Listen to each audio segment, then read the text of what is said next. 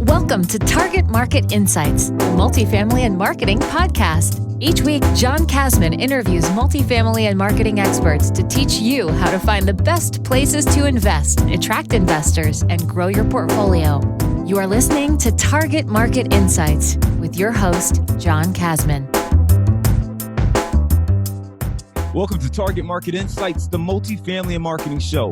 I'm your host, John Kasman, and I want to thank you for joining us for another great episode. Now, if you're enjoying this show, do me one quick favor and leave us that 5-star rating and review. And don't forget to hit the subscribe button so you don't miss an episode. Now, today we're going to be talking to Alvin Hope Johnson.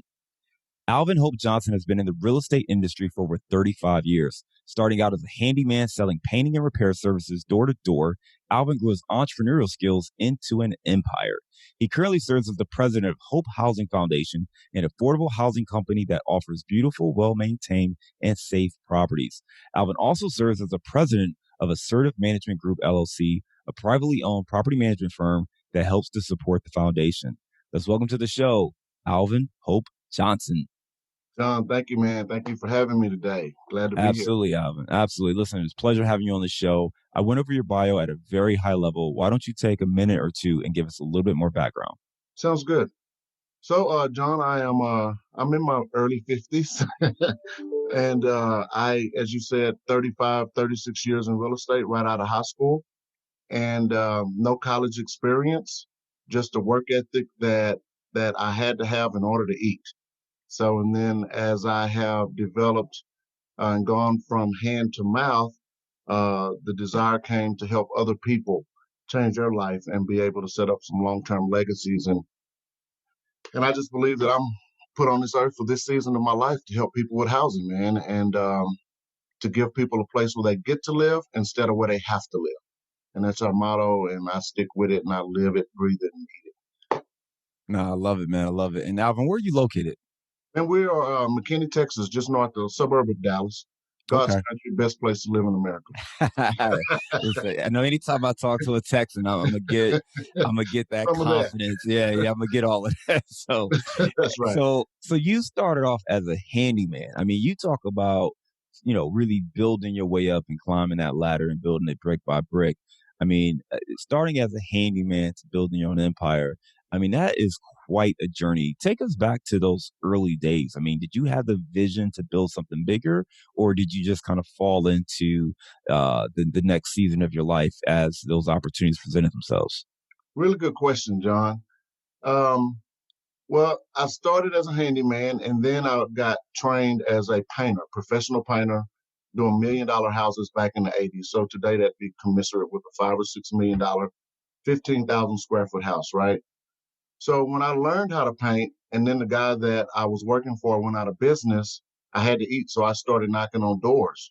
And when I got my first job, I thought, man, this would be so cool if I could franchise this or make more money in more than one place. That was the option. That was the thought process. And, you look at McDonald's, and I didn't have big thoughts. I just said it would be really cool if I could do this in more than one place.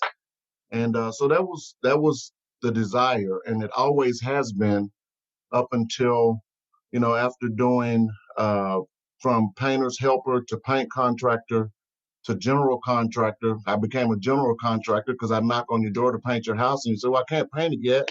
We got to replace all this rotten wood, or I have to get the roof fixed. And I said, well, I know somebody. So then there's the general contractor piece. And then after doing that, I got into doing, somebody introduced me to second mortgages, where I could take you and get you a second mortgage on your home, and then that money would come to you and then you pay me. So that expanded my reach because I was able to get more customers that had more money. And then I met a guy that introduced me to the mortgage business and said, Alvin, because you're doing this and I hear your commercials all over the radio, man, would you think about letting me do some of your mortgages for you instead of going that second route? There's so many people out there in different kind of neighborhoods that have houses that are paid for that are worth $100,000 if they were fixed up, but they're living less than they have the ability to live.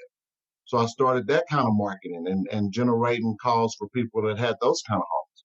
And then he said, Alvin, let's open a mortgage company because I can teach you the mortgage business. So back to the original thought of how I can make money in more than one place, Now I just became the lender and not the borrower.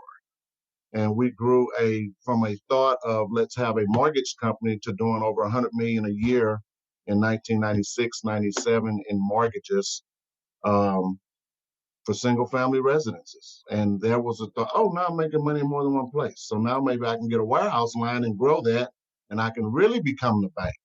And then we did that. And then in 2000, the market crashed. And then I had to figure out, okay, so I've gone from rags to riches and not back to rags, but through some really difficult times. Yeah. So it's But been Alvin, a journey.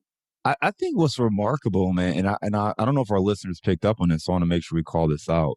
You know, what I heard in your story is that you continue to find solutions for the challenges that your clients were facing. So when you got to know, you can't paint my house because of X, whatever that X was, you look for a solution to get around that. So it started off with, Good. hey, I I can figure that out. can't paint, you can't paint my house because I need to replace the rotten wood. Okay, well, let me get a general contractor. Let me get a partner. Let me figure out how do we address that issue. When it went to, hey, I'd love to redo my house, but I don't have the money right now. Okay, well, let's free up some of this equity you have in this house through a second mortgage, a line of credit. That way you have some funds to do it. And then it was just really a matter of, okay, well, you're doing enough of that to the point where maybe you should get into the second mortgage business, right? And doing notes and really expand it from there. And I think to your point, you don't have to see the full journey Right. when you take that first step. For you, it was, like you said, fresh out of high school, started as a handyman, painter's assistant to painter contract, general contractor, the second mortgage. And it just stacks. And if you focus on the customer and Right. solving those needs and those challenges, you can grow. The other thing you said, which was kind of subtle, but it sounded like you were doing a lot of marketing. So you were doing some radio ads, you were doing some other kind of marketing as well. Walk me through kind of in those early days, and we're talking a while ago now, but when you Right. were doing marketing, why did you think that was important versus maybe some of the other tactics that you were doing? It sounded like you were doing some door-to-door stuff as well, but why did you go into marketing, and how successful was that for you to grow your business? Well, marketing is everything. Um, you get to a place in the business where you can't afford not to advertise. It's like, oh, I can't afford to market. Okay, great. Well, you get to a place where you can't afford not to. So it was very important. And the reason I thought about radio, because, back in, I don't know, 2000, 96, 97, we didn't have Sirius radio, and every radio station had commercials. And I'm riding around listening to the radio all day. So I thought, man, what a great place, because there's other people that listen to the radio just like me.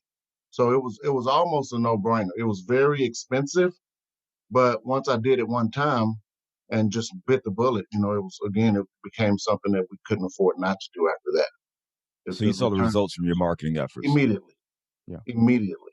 And Yeah. now I'll say this: that's not always the case today, right? Because we have so many ways for information to infiltrate us, all the social platforms, all of the radio, TV. So marketing is, yeah, you still can't afford not to do it, but you just have to be really strategic in finding ways to make it work for you. Yeah, Yeah, absolutely. And that's one of the big things we try to focus on is really understanding how to leverage marketing for your correct. business, because marketing works, but there may be a flaw in either your strategy or your tactic or the competitive set that you're in. And keep in mind too, we're all bombarded with messaging now. Right. We've got our phones on us, our tablets, our computers, our TVs, and game system. So there's so many screens, and that doesn't even get to like magazines and out of home and everything else. But there's a Right. lot of different messages thrown at us. And I was just listening to a book this morning, and it was saying that there's a study that um, our attention span has dropped by a third in like just the last 10 to 15 years. So if you go back 2000, 2005, we've lost about one third of our attention span. It's just hard to stay locked into something for that long. So you have to be a little more patient, but you also have to be a little bit more persistent with your messaging Correct. as well to stand out and make that connection. That's I want to go back to kind of your journey, right? We talked about you get into the note business, 2000 hits. I know that you are focused now on multifamily. Explain okay. how you made that transition into multifamily and what you're doing today in the space. Okay. The transition was very easy for me. I had an appraiser friend of mine that worked for us doing all of our appraisals for our single family mortgages. And in 2000, I actually created my first nonprofit. So everything I do today, Hope Housing Foundation is a nonprofit organization where we take all of our excess revenues and reinvest into our mission. And our mission is to provide safe, decent, sanitary housing to the economically challenged and workforce families across America and the globe. So um, my entry into this space, John, came very unusual. But after my appraiser friend introduced me to this guy that had a nonprofit and was doing apartments, he said, I'm going to reach out to him, and I did. And the guy was so gracious that he flew in from Amarillo to Dallas to his office there and met with me. And this was probably early 2007. And man, this guy was, let me keep on track. So after he introduced me, I met this guy. He had a big foundation, 16,000 units. And he said, Alvin, I want to help you grow your business and your nonprofit. He gave me an assignment, John, and those assignments I tried, and I called him the next week. And he said, nope, that's not good. Go do it again. Nope, that's not good. Go do it again. After 3 of those unsuccessful attempts, he told me he quit answering my call. So this is another persistence thing. So my entry into this space came because I kept calling this guy, emailed, called, or texted once a week for a year. Very persistent. And I think it was February of 2008. He picked up the phone. Alvin? I said, yes. So obviously he had been getting all of my messages. He said, I'm so tired of you calling me, texting me.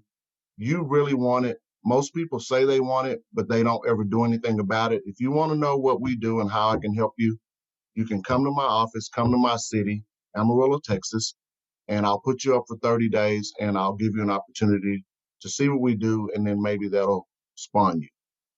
I went, biggest suitcase I could find, because I wasn't planning on coming home. And after 30 days, he asked me what was my plans. And I said, well, I'm not going home unless you send me home. So after 30 days, that assignment turned into another year. So I was there 13 months to the day, and then he died in a car accident. And because I had dug in, John, and first of all, serving. So my pitch to him was, you let me in the room. I want to shine your shoes, sharpen your pencils. Now, I'm 40-something years old at this time, but I'm willing to go help somebody else make their dream come true. I'm willing to carry his luggage, hold his arms up, whatever he needed, so that I could get what I needed. I needed to be in that room. I knew that. And because I was persistent about that and let him know that I was there to serve him, he allowed me into that space. And when I came into that space, not only did he just let me in, he said, Alvin, this is my home. 16,000 apartments is what that company owned. $1.5 billion company. I went to the board meetings, to the bank meetings with him, investor meetings. I went home with him. He fed me.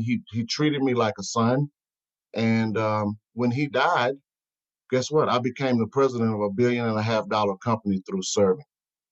And I got an opportunity to drink water through a fire hose for 1.5 years after he died, because we had to unwind this big old company into a liquidating Chapter 11 bankruptcy, which is really an oxymoron because actually it was a Chapter 7, but we liquidated it, so it was really a Chapter 11, and those bankruptcies are really not like that.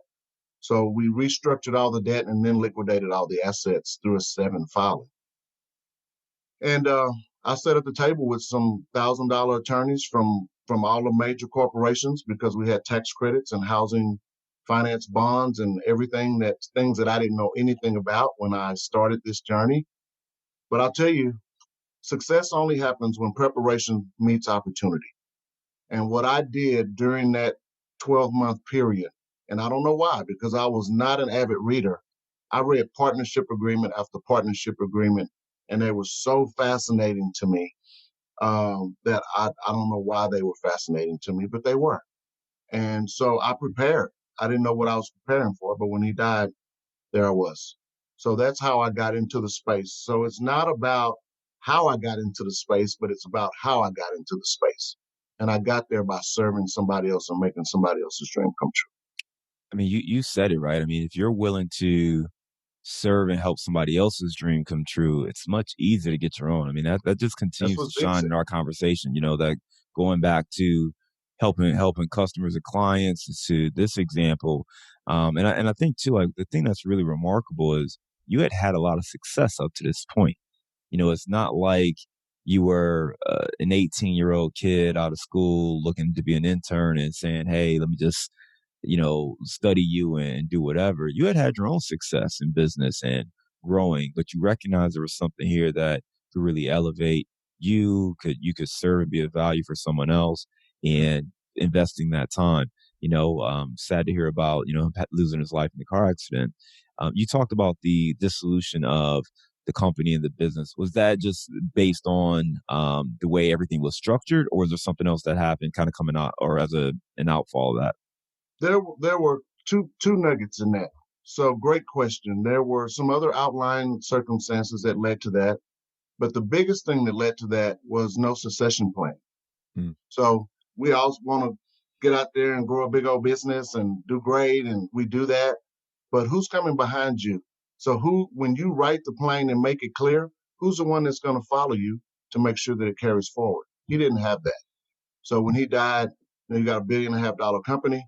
Could it have survived? Absolutely. But the creditors were immediately frightened. They forced the organization into a bankruptcy. It wasn't something that was voluntary. got So it. it was a succession plan that really caused it, because had that plan been laid out and all the partners and investors knew that it could have succeeded, there would have been no need to force it into a BK.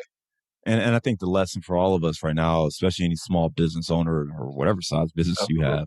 have, is make sure you get all that together. Make sure you have that succession plan. Make sure you have kind of the layout of how a business will operate. Because if you're a solo entrepreneur, especially solo entrepreneurs, because your business will die with you, I, unfortunately. But if you have a thriving business and there's a way to create the systems, the protocols, the processes to keep that business going, especially if your goal was to create generational wealth and right. impact your kids or your kids' kids, or have a business that even if they don't want to run it, they could sell it. They can still Which they probably liquidate it will. themselves and get it, but let them control that versus, letting the creditors kind of take Yeah, control. But make sure that you have those plans and getting those wills, getting those documents together so your business truly is surviving. If you think yeah, about large corporations, they're never tied to one individual. The CEO, the founder, that's it correct. doesn't matter. They have those plans in place where, if something were to happen to any one of them at any moment, they know what the next step is and who's going to take over and keep that business going. And we hate to be morbid and think about our own demise, our own death. But, you Yeah, do need to plan for those kind of things just so, something that you spent years building doesn't disintegrate before you really have a chance to get all the fruit of that labor. So that's thank you correct. for sharing that story, Alvin. So Alvin, I mean, right now you are doing a lot to help other people. You're helping other people get started in multifamily. Mhm, You've obviously had a ton of experience overseeing that $1 billion portfolio. mhm. Walk us through maybe like some of those steps. I mean, for somebody listening to this for the first time, they're interested in multifamily investing. What are some things they can do to get going? Well, let me back up. Let me digress 1 second, John. And not just multifamily. Doesn't matter what anybody's doing. I think that we have to be able to stay the course, right? We all want something, and the way we have cell phones in our hand, we have access to instant information. And I heard a guy the other day say he'd been doing something forever, and I was like, forever? Really? That long? How long is that? It was about 8 months, and it's like, Yeah. dude, that's not forever. So many people want everything overnight and give it to them, or so I think some things have been lost over the years for some people because of the technology that we have available to us today. But I think for me, I can't tell what your path will be. Everybody's personality is different. But for me, the thing that worked for me was I found somebody that had what I wanted, and I wanted to know what it took for them to get it. And if they could do it, then I can do it. And that it's really that simple. Uh, it's a lot, but it's really that simple. So, what did it take for me to get to the guy that had what I wanted? Well, it took someone else introducing me. So, um, first, that was a relationship because this is all a relationship business. And then when I had an opportunity to meet him, I had to sell myself to him. And then after I did that, and then he quit answering my call, most people would have given up after the first or second call. But I knew that he told me he wanted to help me. And because he told me, I was not going to let him renege on that. And that's why I continued to call him. He was going to have to tell me to quit calling him, but he never did. So that gave me an invitation to keep coming. And so with multifamily, single family, whatever it is, once you laser focus or once you decide that that's what you want, once you fix your target, then do whatever it takes to get there. It may be college. It may be paying for education. It may be serving somebody else, helping them make their dreams come true. But you're going to pay for what you want one way or the other, either with time or with money. So when I didn't have money, I had to use my time. And that's just, and John, I'll tell you, I've had some really dark places in my life. So I've had some high levels of success in my 30s, my own bank, technically, mortgage bank, with no experience in that. But I also have been on the side where after being a 19-year-old millionaire, because I knocked on the right door, one of my first few jobs, that guy actually happened to be a developer and gave me a hotel job. So that hotel, knocking on those doors, landed me my first $1 million+ job. And we had $1 million in the bank when I was 21 years old. My son was born, and on his third birthday, by 1989, the interest rates had eclipsed 14 or 15%. I couldn't buy a job for our construction company. And I literally tried to kill myself that day on his third birthday because I thought they'd be better off without me. I didn't have enough money to buy him a Hot Wheel car for his birthday.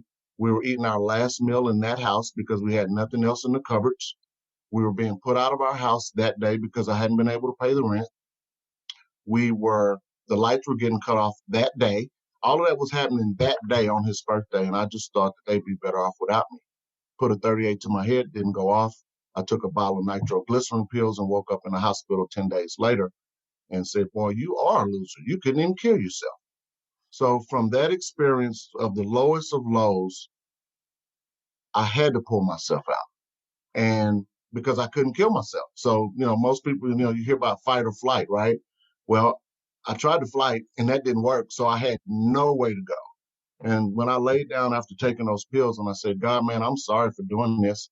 But if there's any purpose that you have left in me, then please, I would ask you to just give me an opportunity to do that and have mercy. And here I am today. So.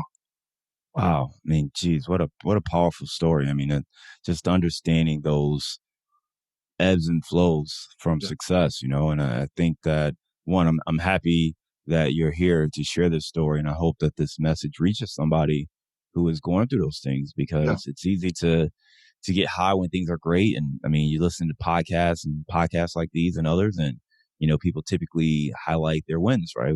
Highlight the things that we did great and all of our successes, and it looks so easy. And when you run into a wall and you're going through your own personal challenges, it can be very tough, and feeling like you're alone and feeling like you're a failure. And sometimes when you do get all the way up and you drop down, it hurts even more because you've had that success. It's one thing to never touch it, but to have that success, to be a millionaire, and to be in a position where you can't buy basic things that you want. I can only empathize and imagine what that experience must have been like. So thank you for being open and sharing that story, because I do think that it helps people understand that we can't tie ourselves to these successes, and our purpose on this planet. It's not monetary. I mean, it's great if you can make millions and take care of the people around you, but your loved ones. I mean, you talked about your kid's third birthday, and I can only imagine what that must have felt like, having all of that happen on the same day. I mean, that emotionally, I mean, that could be very draining. So I couldn't thank you have. for just sharing that, man. Well, I'll tell you, man, part of, yeah, we give housing and yeah, that's all great. And yeah, we've got, over 100 people that work for us, 40 on staff and 60 or 70 subcontractors that work every day. That's great. We're feeding and taking care of a lot of people, but very few people, like you said, want to talk about the dark side or the downside. And I can tell you, I've only become who I am in part because of the people that have been around me that nursed me back to health after that, but also because of the desire to just want to do more and help more people and share this side of the story. Because as Black men, how many Black men gonna tell you I tried to kill myself? Not many. How many Black men have thought about it? More than we can even count. And so that me sharing this is just, as you said, to help somebody else know that there's your best days are still out in front of you. It doesn't matter how good you've had it. If you're still here, then your best days are still in front of Yeah, man, I appreciate that. That's very powerful information for us there. Um, I want to talk about some of the programs that you have. I know that you've built quite a strong following on Instagram, and I know that you are helping other people learn how to invest in properties. Tell us a little bit more about some of the things you're working on right now. you. Well, we've got a multifamily monopoly is the name of the company in our education platform. So what we're doing there is we are walking students, mentees through a virtual 6-week boot camp that takes you from everything: what is real estate, what are the classes of property, all the way through underwriting a deal and making an offer, putting together partnership agreements, and working with an attorney to put together private placement memorandums, and doing site visits to show you what we look for when we go to buy a deal and what are some of the things that we see. So we do all of that in, well, I say 6 weeks. Each course is run maybe a week or so over, because I just try to instill and make sure that, everybody that goes through this program understands what we're doing. We're also offering some direct coaching opportunities for 6 months or 12 months. So I've got some guys that are really gone through the boot camp and committed to buying their first deal and 6 months or 12 months. So we're offering that as well. No, So, I and love it. then Yeah. we're, just growing the foundation by looking to buy some more assets. Yeah. So multifamily monopoly, and that's the URL, right? Multifamily monopoly. Yes, it's multifamilymonopoly.com, Mhm. or alvinhopejohnson.com will take you to the site to get you there. Okay. Okay. And you and I kind of came across each other through Instagram. In particular, one of our guests, one of our friends of the show, he suggested you, and I went and looked you up. You have a pretty massive following on Instagram right now. I'm curious, just as you've leveraged, different marketing techniques in the past, you've built a strong following on Instagram. Just, I'd love to hear your take on the medium, right? Like, how do you use Instagram? What's your take on that, and why do you think you've been able to build such a strong network there? Well, a couple of things. We're all on our phones all day, and I have gotten plugged in with a couple of groups on IG and Facebook of wholesalers and things like that. And I just, again, I looked at people that had what I wanted and saw what it took for them to get there, and saw some of the tactics that they were using. And so some of those I wanted to emulate. Now, I know everything we see on social media is not actually true. Everybody shows the flash and dash and all the stacks and racks, but nobody's showing the dirt and the scum. So the Instagram piece, I saw it as a marketing tool. And I paid attention to what I looked at when I looked at people's comments and things. And so I looked to see what their followers were, how many followers they had, were they verified, and things like that, to see who were engaging with them. And I saw that and even myself, that I was paying more attention to the people that had the more followers. So I wanted to see, how can I get more followers? I had 4 or 5 thousand followers at the time. And then I got with a couple of guys that were doing some influencer giveaways to help grow my network, because I thought that I needed to have more followers in order for people to pay more attention to the messages that I was putting out and get more engagement. So I use it strictly as a marketing tool. That's how I met you. So obviously it works. That's how I met the friend of the show, because I had grown and gotten some followers that I may not have gotten had I not invested in myself to do that. And I think too, like, people, you mentioned like influencer giveaways. First and foremost, I want people to understand, like, when we talk about marketing, this is all, sophisticated techniques. The biggest brands in the world use influencers. Why do Yep. you think Sprite and Nike pay LeBron James? Why do you think, all of these brands are going to get a celebrity? Because they recognize that influence allows their brand to reach a greater audience. Now, at the end of the day, the product, the content, the messaging still has to be quality. If you see LeBron James wearing some shoes and you put them on and they tear apart the first time you try to run, you can be like, yo, these are crap. I'm not wearing these shoes, right? So, and you're going to develop a bad reputation. So it's the same kind of thing. You can go out and tap, influencers or do what, put some paid media behind your content, things like that to grow your brand.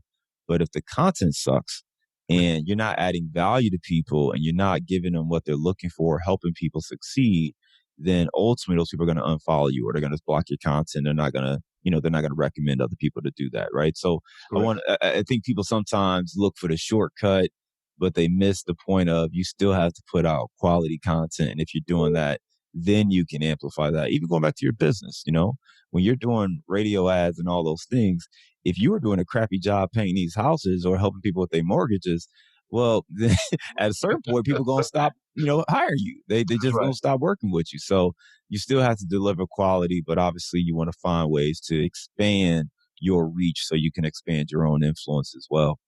I want to go back to, the story you shared just because I think it's a very powerful message. And I want to also come full circle and kind of close it out.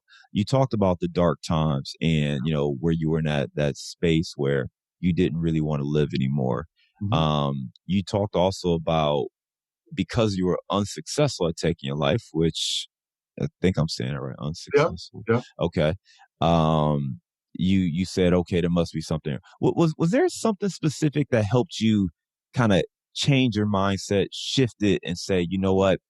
I have more influence over the outcome of my life than I'm giving myself credit for. Did somebody give you an opportunity? Like what actually changed you to kind of just really get out of that mindset and realize, hey, you know what? There's more of a future. What was that spark?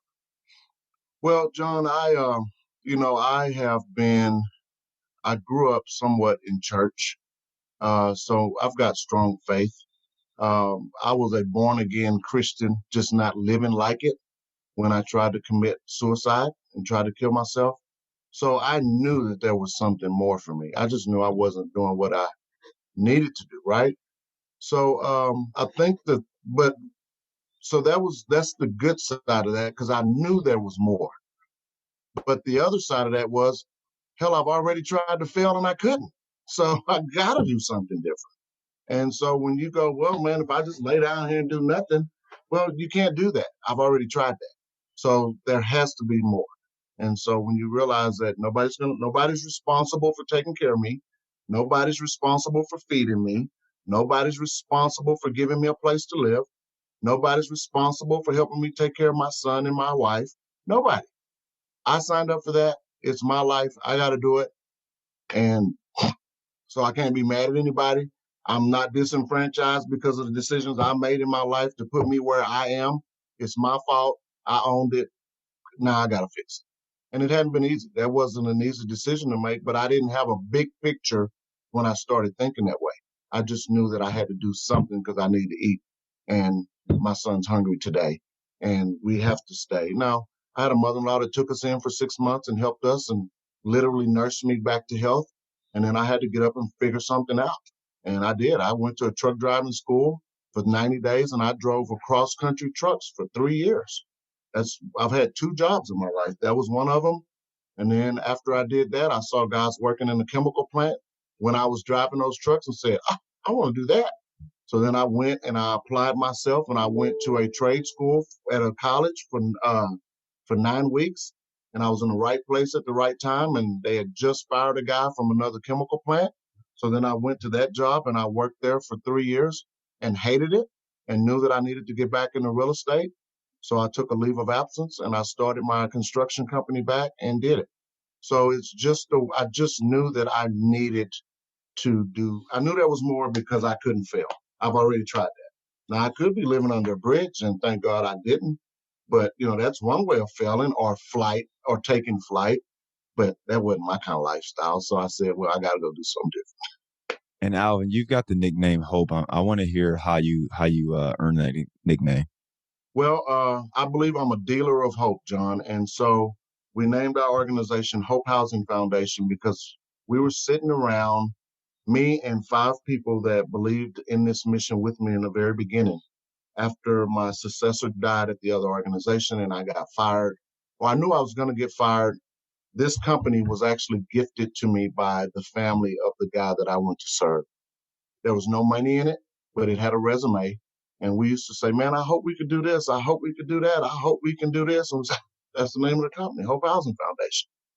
And then my middle name was just changed to Hope because that's all we got, man. If we don't have hope and faith, then I think even having faith, this is me, this is not the Bible, but I think it may be hard to have faith if I don't have hope because I have to hope that there's something more for me to believe in. And that's it. No, I love it, man. Listen, Alvin, you've given us a lot of great information, and I think just sharing your journey is very insightful for a lot of people. One of the big takeaways that I have is, and you used this phrase earlier, but you talked about your seasons, Mhm. and it's just understanding whatever situation you're in today. If it's great, that's good, but it may just be a season. Something may change, and COVID has changed that for a lot of people. There are a lot of people who maybe had some plans for 2020 and the year hasn't been going the way they expected it to go. I put myself in that group. And ultimately, you have to be able to pivot. You have to be able to find, the hope, the faith, and build on that. And the thing that you also were clear on is that there's a tenacity that it takes to be successful. And that could be from anything, but the follow up and just staying to it. And, that commitment to success, I think is something that really separated you and all the work that you've done. And it's something that a lot of our listeners can just, can tie into and just can remember that success is not guaranteed. Working hard for a few months is not the same thing as being persistent with one goal, one clarity in mind, identifying who those people are who could change your life or the folks who have what you want and learning directly from those individuals. So lots of phenomenal tips here. We're going to transition to our bullseye round, but I just wanted to call out, that I really think that you've told a great story as far as things that we can glean away and figure out how do we move to the next season in our life and get to the point where we want to be. Thank you, John. I mean, it sounds great today, and the career and the trajectory, but it wasn't easy going through any of it, and it's still not easy. As I sit here today, 1,400 units. We're too small to be big, too big to be small. So there are challenges there. Our foundation, the property values are over 100 million, and we started with $0, zero credit, and those are the things that we teach in our boot camp. But even that hasn't been easy. And now, as we're trying to go from 1,300 units to 10,000 units, I have continuously said that I need 150 to 300 million dollars. And 5 years ago, people were laughing at me, and now today they're telling me it's easier to get 100 than it is to get 5 million. And so it's never easy. But if it was easy, everybody would be doing it. And I'll stop with this. My pastor always tells us to choose our hard. It's hard to get up and go to work, but it's hard to sleep outside. It's hard to go to the gym and work out and do cardio, but it's hard to be 500 pounds and not be able to walk again. So choose your heart. Which heart do you want? The heart that's going to promote you or the heart that's going to tear down and take away from the best days that you've got? And so I choose to try to choose the heart that's going to be best for me and everybody around me. No, I love that, man. It's a great, great quote right there. Choose your hard. Give me a failure or an apparent failure that set you up for later success. A failure or an apparent failure that set me up for success. My suicide attempt. Fair enough. All right, give me a digital or mobile resource you recommend for your business. Digital or mobile resource. I'd say a cell phone. I guess everybody has one. Is there an app on your phone that you use or anything in particular? No, sir. Okay. No. I mean, 90% of my phone is used for email and social. So, give me the book you've recommended or gifted the most in the last year. Two of them. The 1 Minute Millionaire, and I listen to that book about 4 or 5 times a week. And then the 21 Irrefutable Laws of Leadership by John Maxwell. Give me a daily habit that helps you stay focused on your goals. Daily habit to stay focused on my goals. My vision board. I look at it every day, and I'll turn my camera so you can see it. It's a map. It's got flags on it with different color flags to show you where our properties are, where we want them. And then I have a measuring stick of how many units we have, and I have a target. And that's my daily. I look at that, I study it, I pray over it, and I believe in it. What's one thing you know now that you wish you knew when you were starting out? That I couldn't fail. What are you curious about right now?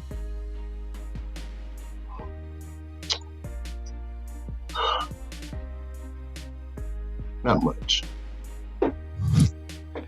All right, we've talked about you being a Texas boy, not too far from Dallas. Give me the best place to grab a bite. Del Frisco's on Olive downtown. All right, Del Frisco's, great option there. Yeah. All right, Alvin, we've had a great conversation thus far. Sure. For listeners who want to get in touch, learn a little bit more about what you're doing, what's the best way for them to get in touch with you?